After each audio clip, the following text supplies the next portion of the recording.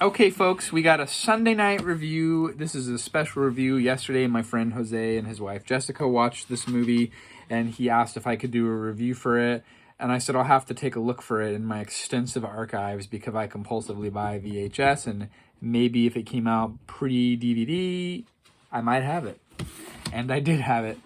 It's a remake. Wow. 1993, The Vanishing. This is a remake of a 1988 Dutch film of the same name. The Dutch film is based off of a 1984 novel by a guy named Tim Krabbe called Het Gouden Ei, which is The Golden Egg translated into English. It is a suspense thriller.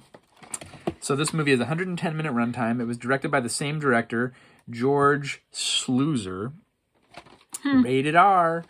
Now, this movie, before we talk about this movie, I just want to say we have never seen the remake. We have only this movie to reference, right? You mean the original? The original film is from 1988, directed by the same director.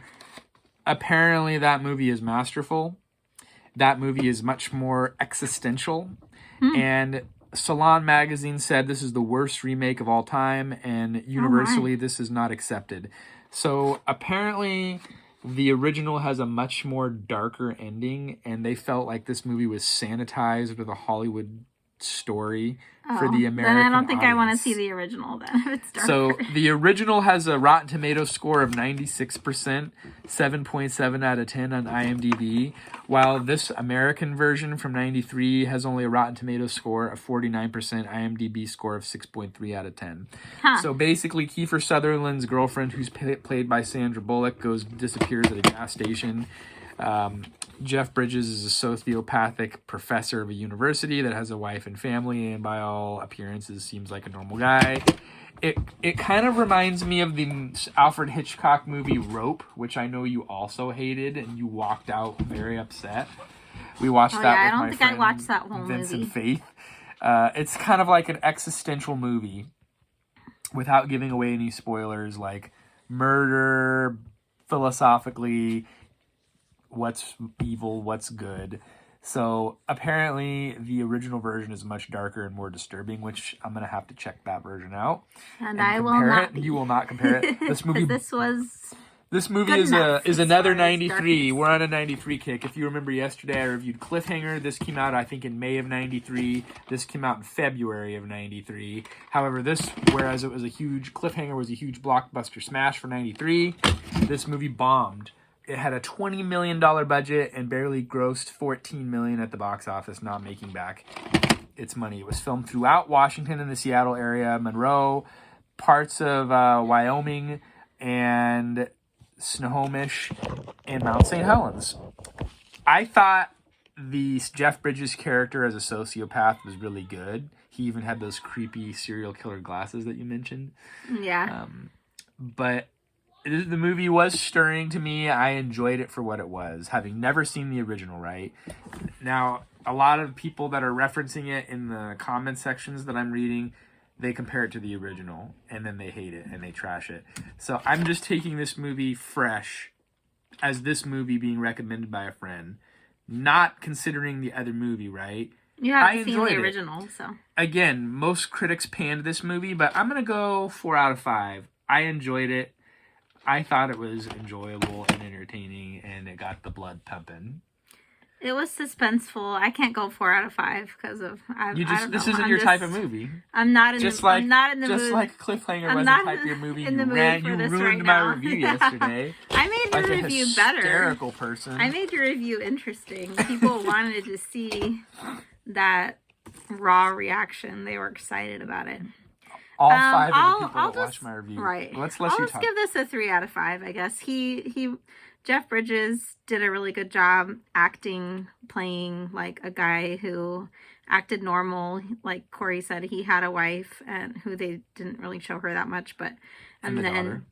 He had a daughter, and he was like a little bit weird with the daughter sometimes, but sometimes he acted like a normal dad, like he cared about her and wanted her to be okay. How about your boy Kiefer? My boy, 24 fame, yes. Kiefer Sutherland, yeah. Well, I love him much better as Jack Bauer. You're just gonna have to trust me. He would always say that. But yeah, he was really good in this movie, though. He did a good job acting. I'm sad that I will never see Jeff Bridges the same way again. I saw him only as the Big Lebowski, the dude abides. I know. And I liked those sweet, calming, yes. just fun, loving, like, hey, that's the dynamics vibes. Of acting. And now I see him, I'm going to be so creeped out. But, yeah, it was good. Just it was trust suspenseful. the process. How about coffee? Oh, yeah. I'm sad about my girl, Sandra Bullock. No I don't spoilers. want to give spoilers, but... Will you ever see Coffee? She's my girl. I will not let this movie taint my view of Coffee.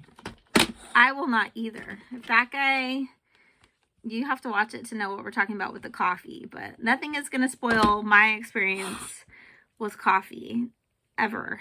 So, I don't care if I get drugged by a bad cup of coffee. Oops, I spoiled it. Spoiler alert! I'm and still huge drinking shout my coffee out, with the creamer. Jeff Bridges character drives a 1985 Volvo 245 DL wagon, which I also used to drive in my prime.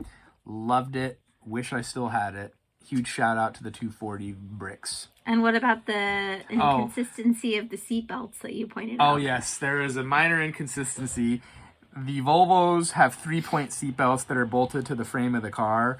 And in the movie, they have those automatic retractable seatbelts that were popular in the early 90s. Not period correct? That's not accurate because the 85 240 did not have that. 100%. That was totally made up. Just yeah, so y'all making these movies, you think people won't notice this stuff, but there are some savants out there who do know, and they notice. Huge shout out to after the fact, Jeff Bridges is driving a 67 Impala sedan and his girlfriend's driving a 64 Studebaker. Love it. It's a nostalgia thing. I love that. I love that time period where it's like it still feels like 1993. Still feels like a better time, right? When you're watching it, even though I don't know. When you're getting kidnapped, it's not a good time. Maybe it's never a good time when you're getting kidnapped. But when I'm just looking at when I'm thinking of 93, it's like Uncle Rico in Napoleon Dynamite fantasizing about back in '82. You're thinking about your childhood in the 90s. I could have been famous. Maybe it was a better time. Maybe I know I could throw a football. Maybe you were getting drugged and kidnapped to your doom. Who knows? I know I could throw a football over those mountains. So we're going off on a tangent, folks. But yeah, there's a couple good lessons in this, though. Women or even men, don't trust someone just because they have a picture of their family. On a sling, or they have a picture of their family in their car, or they make themselves look like they have a broken arm, or they ask, can you help me? And they seem helpless or whatever. Another 90s classic. Remember in Silence of the Lambs? He asked that girl, hey, help me load this couch really quick into my van. Don't help someone. You wouldn't happen to be a size 14, they could be a would you? Psycho. That's it, folks. Don't help them. This movie is... I was already very paranoid. I'm unemployed and I got a lot of free time on my hands.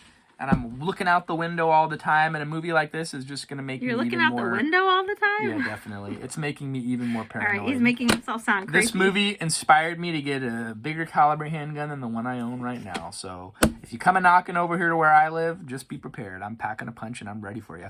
Oh, my gosh. So that's it for today, folks. Thanks for watching. And you women and men out there, don't be too trusting. Don't go with someone to their car. No, don't. Don't do it. They'll have somebody else that's a sucker that they can kidnap.